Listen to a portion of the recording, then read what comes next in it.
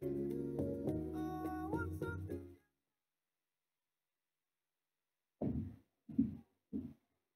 welcome back, everyone.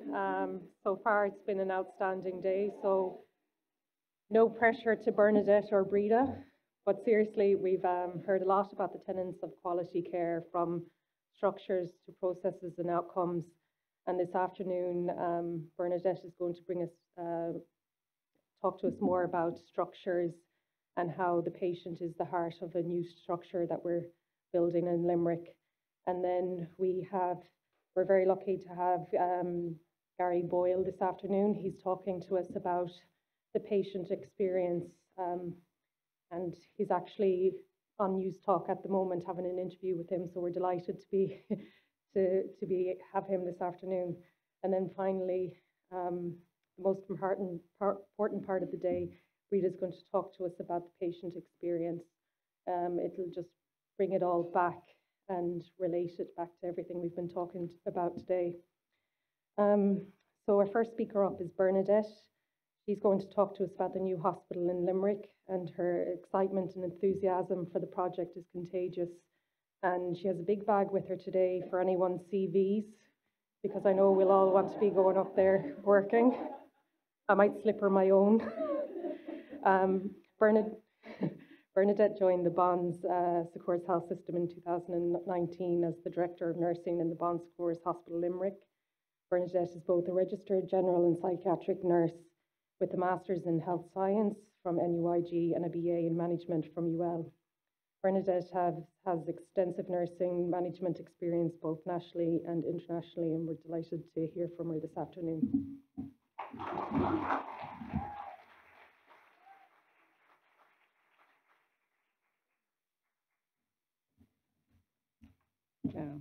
Good afternoon, everybody. I have a different task now. I have to try and keep you awake after you've eaten the lunch, but anyhow.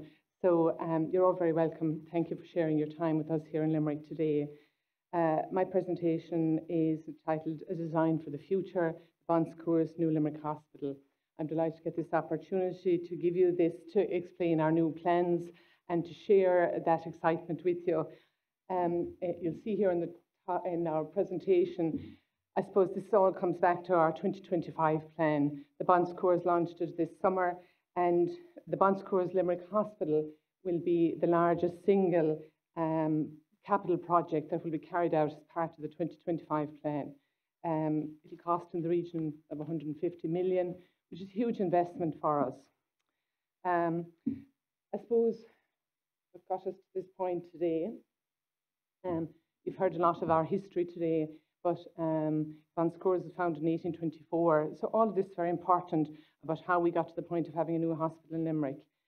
It was founded by Sister Josephine Patel. The Bon Secours Health System is the largest independent healthcare provider in Ireland today, with 5 hospitals, as you heard about earlier, in our care village in Cork. And Bon Secours is a not-for-profit organisation. And so our mission is based around compassionate care for our patients. As a not-for-profit organisation, all of the income that's generated is reinvested into the hospital group, and it's about expanding and growing our services. And that's what our new hospital is about.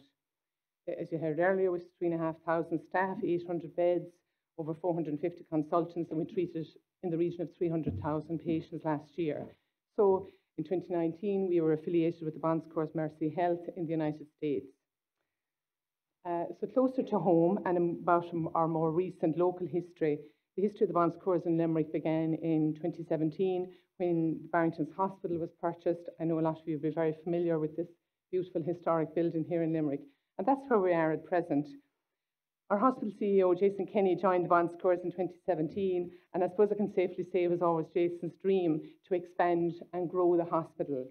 You know, we're looking at the changing needs of the patients of the Midwest and what's required in the future. It's become evident that this beautiful building and the constraints of that building, and that we wouldn't be able to continue to grow the service. We continue with what we have now, but we can't grow it any further. We're kind of landlocked at the sides with the river at the front, so we can't go any further with this. As you can imagine, it's not easy to decide to build 150 million worth of a hospital. Our CEO, Bill Maher, who you met this morning, it's always been his dream to grow the service. and himself and Jason together, they continued with this dream during COVID. It was a very challenging time. It's not an easy time to have a plan to build something of this magnitude, but they stuck with it. And so in December 2020, a 7-acre site was purchased in Ballysimon on the east side of the city, this red square here. For those of you from Limerick, you'll be familiar, we often call it the B&Q roundabout there. And this is a view as to where, that's Northern Trust, you can see there where the cars are at the other side of the roundabout. And just slightly here on the left, would be, where the green field is, that's where our new hospital will be based. So it's an excellent location. It's adjacent to the motorways. It'd be great for staff and patients to be able to get to work. So, you know, it's great, the can-do attitude of people that has got us to this point today to purchase this magnificent site. I suppose since the outset of this enormous venture, we've been blessed as we've been led by Dennis O'Sullivan, our Group Director of Capital Projects. For those of you who know Dennis, I don't need to tell you about him. He's a man of vast experience and knowledge. And you know, now I'm a member of the project team for the new hospital. He's taught us so much. He keeps us on track. His knowledge is amazing. And he really is the person that's at the forefront of guiding us through this. This slide here is an aerial view, really. The hospital is at the front here. See the green sign, the curved building, and the adjacent building, the two pieces together. That's now actually where the trees are, is where the roundabout is, to be fair. The Educate Together secondary school has just started. It's the other green box over here on the right, and they've just started. A lot of people say to us, oh, if you started the hospital, because they see it started and they think it's us. So that's the Educate Together school. They're our neighbours. But also in this Townslands of Towlerton, there's a bigger master plan. There'll be other retail, residential, and maybe hotels and so on in the future. So actually planning has been applied for that retail area over there where Lidl has. You might have seen it in the newspaper. So it will be good for the whole area that the hospital will be there, but there'll be all other facilities around us. So it's a really good site. So in June 2021, which is, 18 months, a year and a half ago, our design team were appointed. It's a very important milestone for the project. It's a joint collaboration between HOK and Reddy Architects, internationally renowned architects taking on a project of this size. So we're blessed to have them and their expertise in healthcare. But this slide shows that it's not just about one organisation. It takes a lot of organisations and a lot of partnerships, all our other teams that we work with to bring something like this to fruition. So also at that time, the project team was founded. It's a local team. There's just 6 of us on the team. Aidan Malone is here with us today. He's our project manager. Himself and Dennis to kind of keep us on track, They're a great combination. If Dennis is kind of annoyed with us and we're going off and losing the run of ourselves, Aidan kind of keeps the peace. So it's a fantastic team. We're a small group, which is great, but we work really well together. And everything finance, clinical, all different aspects of it are included. So as members of the hospital project team, then we had to look at the schedule of accommodation. So our planning permission was granted in June 2022, but from June 21 to June 22, we continued to work away behind the scenes in the hope that we would get planning and to have the design and plan of the hospital ready, when the planning would come through. So thankfully we kept doing that. Here's our schedule of accommodation. So, this will be wonderful for Limerick. And we have a small hospital now. We put a lot of patients through that small hospital. But in the future, we're going to change some of the services and we'll continue with our elective surgery. But we'll also have cardiology, a medical assessment unit, general medicine. When we did our business case and Ernst & Young did a feasibility study, everything was considered, all of the stakeholders and GPs, these were the things that they were looking for in this region. They felt they didn't have access to a medical assessment unit. As we all know, healthcare in this region is challenging and there are a lot of demands on our, local HSE hospitals. So they were the kind of areas that they didn't just need elective surgery now, they also wanted medical services. So that's why we have 75 inpatient beds, all single rooms, and like our other speakers said earlier, we've learned so much from COVID, haven't we, that we do things differently now. We changed our plans, we changed the way we look at things. We mightn't have done things like this before, but now we've changed the way we do things. We've 75 inpatient beds there, 3 25-bed wards, all with single ensuite. We have a 4-bed special observation unit for sicker patients. We have a 20-bed endoscopy area with 3 endoscopy rooms. And, like we spoke about earlier, it'll be JAG accredited. And you'll see when we looked at our patient pathway that all of those things were considered. We have a 20-bed day surgical unit, 15-bay day procedure unit, and that'll include infusions. We have a radiology department, our cath lab, our interventional suite with post-recovery area, 4 operating theatres, 10-bay medical assessment unit, and other facilities like outpatients, ophthalmology, pre-assessment, etc. And all of the facilities that are required to go with that. I suppose the important thing is when you look at this here, it's 23,000 square metres, isn't that right, Aidan? 250,000 square feet of a building. So that's based on the business plan, so we have to stick to that. So at any time we want another room or another something, to say, no, you can't have that now. So this is all about value engineering. Value engineering is kind of a buzzword at the moment.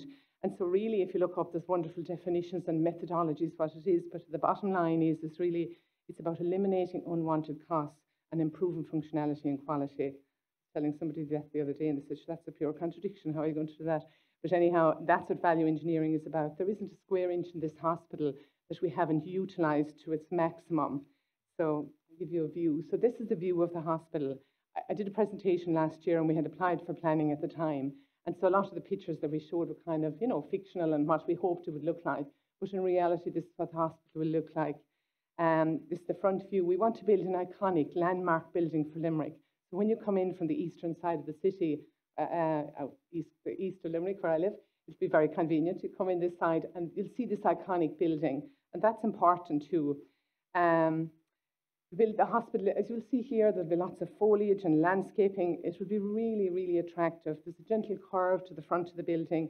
We have a ground floor, a first and a second floor, and a third floor in the main building.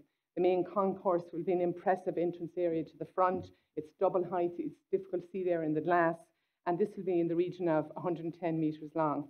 I think Dennis said to us one day it's the same length as the Aviva. So when you look at it there, it's hard to imagine that. There's a cantilever feature at the ends. I know all the architectural words now, it's great.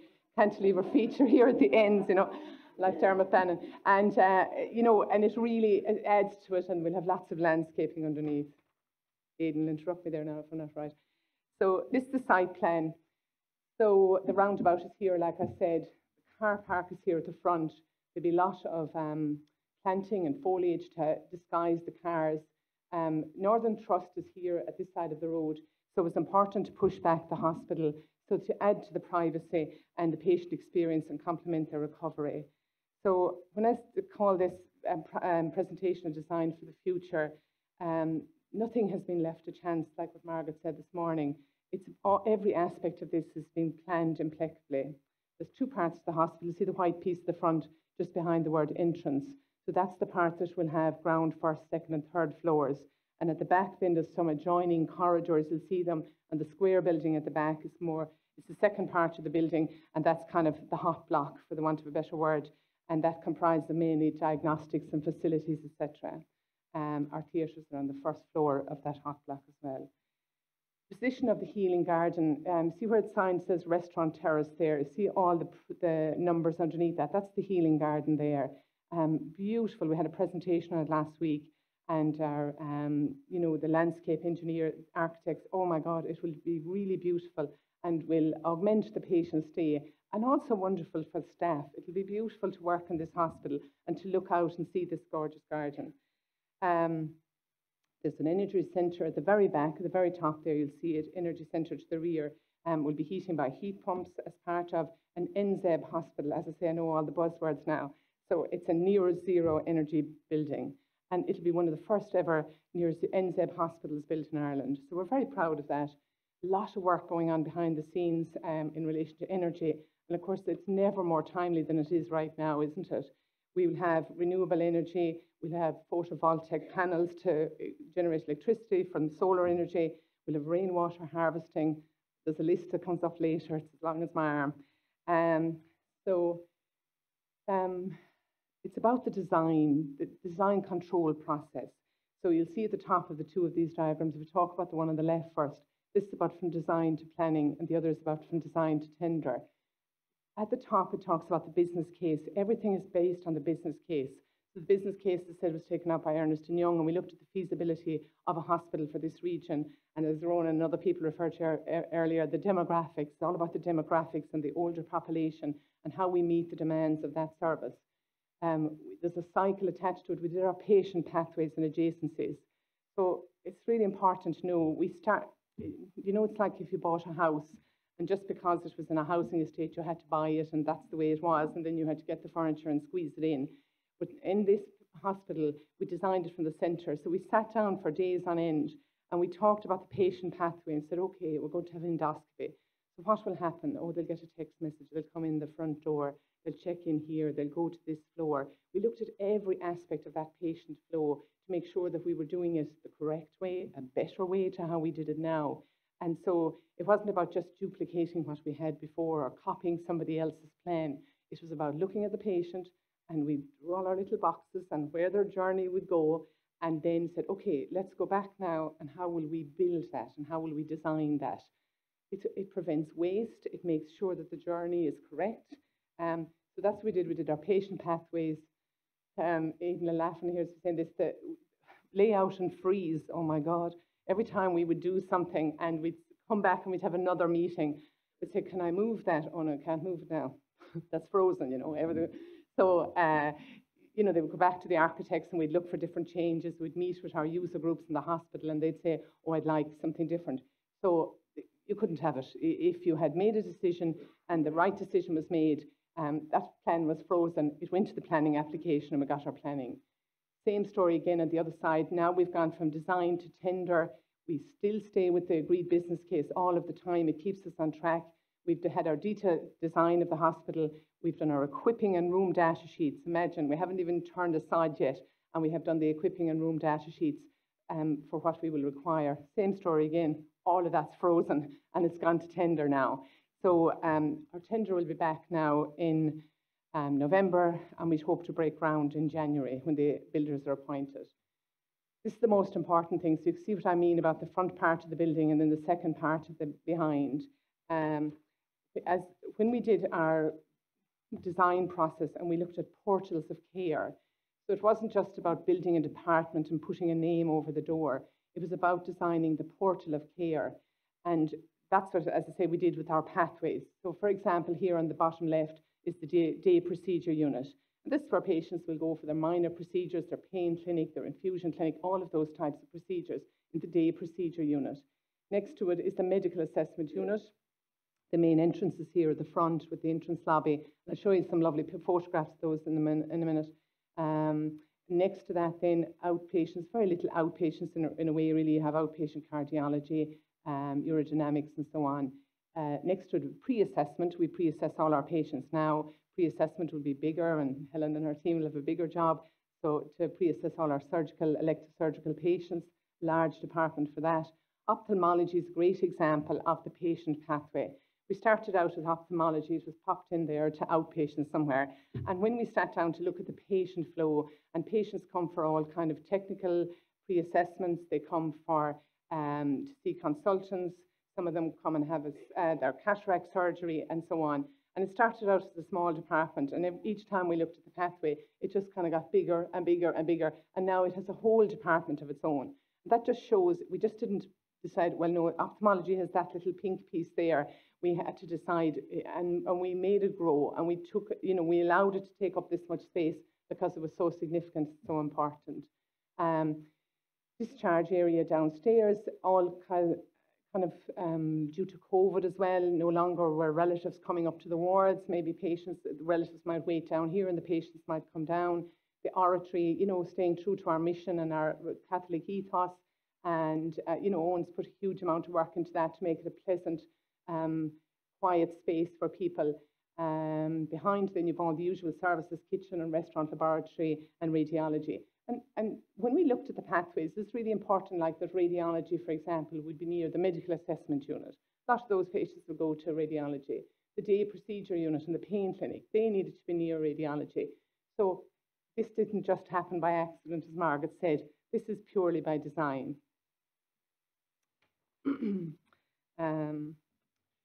So next, this is the next floor up, the day surgery recovery. A lot of patients come into hospital now, patients that stayed overnight for a night or two before for their lap hernias, lap choles, they'll be day surgery and they'll go home maybe after 8 or 10 hours. Patients will come up, there's front of house lifts and rear lifts, come up here, there's 3 admission booths on the right, 3 on the left, one's for surgery at this side, one's for endoscopy at that side. GDPR was considered, each patient has an actual room, a little office where they'll be checked in and registered so their privacy is maintained. And isn't it wonderful? Like, I know all of you have done this in your own hospitals and it's been difficult because you were building on extensions and adding on and places where you didn't have space. And here we are and we have the opportunity to do it properly. And so it's easier in a way when you do it like this because you know what you want. You've learned from other people's experiences, said, oh yeah, we need this. So endoscopies here at the front. See the bridges that go across. I'll just show you in a moment, just take note of those.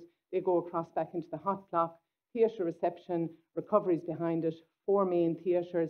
We've looked at the types of surgical patients we'll have going there and what the requirements will be. Interventional suite here at the front and cardiology, pre and post to here also in the same green. I laughed, they've about 40 shades of green in this, haven't they? So cardiology in the cath lab. At this side, endoscopy, 3 endoscopy rooms, kind of 2 bridges going across, one as you go in, one as you come out, you know, thinking of the future and the JAG accreditation. CSSD behind, education rooms over here in the left-hand corner. See the very right-hand corner up there at the top, that's the theatre staff lunchroom. It might look small there, huge area. You know, strategically positioned because it looks out onto the healing garden, all glass around the sides, just so that when people go to their break, they have this beautiful place to have a little bit, you know, breathing space. Everything, of course, is always patient-centred and about the patient, but it's also about the staff and the good work environment, and you have to have that. And when you get the opportunity to build it on a greenfield site like this, you shouldn't not do it. It's really important to consider your staff and the work environment. Next floor then, I should say a 25-bed surgical ward and a 25-bed surgical orthopaedic ward. You'll see a little pathway out here. I tease Jason about this all the time, out here, and then we have the roof garden. So this is Jason's passion, that we'd have a roof garden. This year my time is up, lads, I better keep going. The roof garden, a beautiful feature of this new hospital.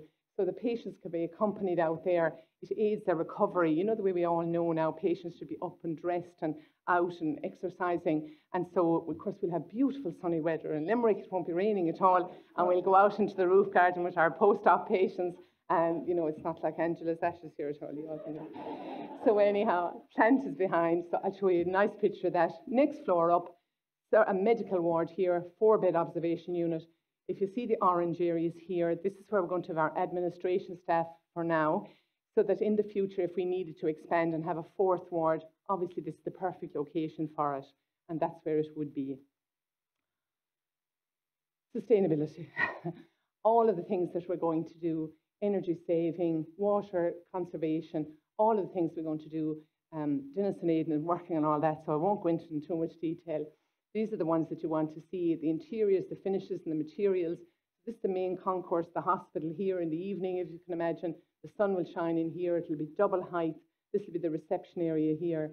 If you can see there, there's a kind of a green panel and a purple panel and a yellow one down along. And that's what the portals of care are about. So if you're going to, you know, the day procedure unit, they might say to you in your message that you'll be coming to the kind of last area, which is in the purple. Everything to make it better and easier. A nice wayfinding for patients so that they can find their way. The days are gone where you're going to have 50 people queued up here at the reception desk asking, oh, where am I supposed to go? They will know from the minute they arrive. They'll go to the left, they'll go to the green area.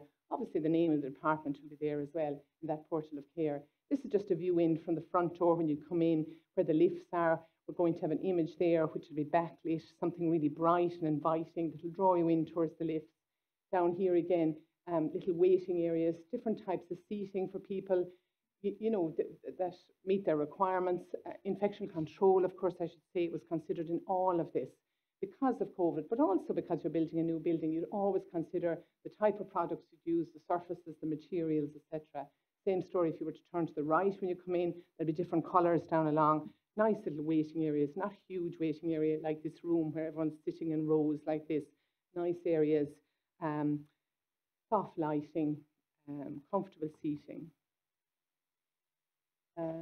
Here again, on the next floor up, when you come up to be admitted, waiting areas. We're going to have a history wall, I suppose, like they have in Cork. It's beautiful. It talks about the history of where we've come from. Ours will talk about the Bon Secours and about Barrington's Hospital, not to forget where we came from and how we got to this point today. This is an image of the corridor and the ward to be different colours and different levels as you go up, just to help with the wayfinding. It's lovely, isn't it? There, you know, it'll nice pastel colours, easy, relaxing areas for patients to wait.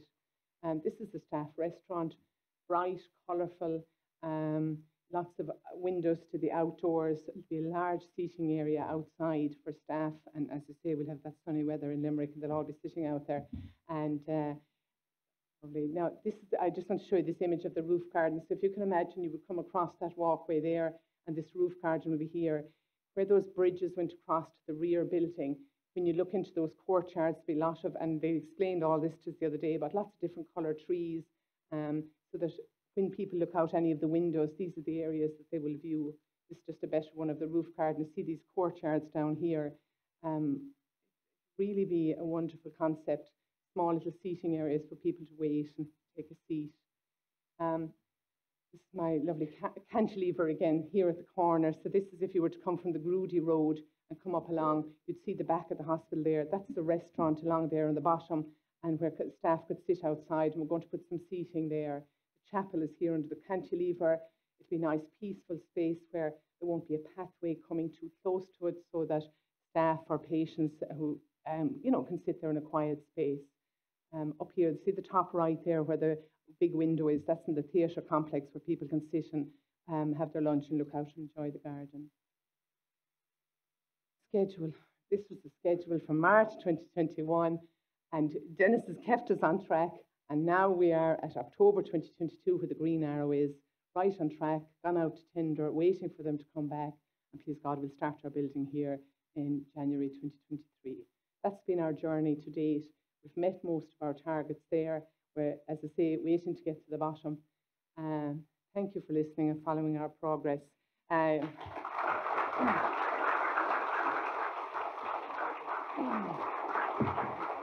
just want to say one small thing at the end, I suppose, from a man that's very famous and that a lot of us know.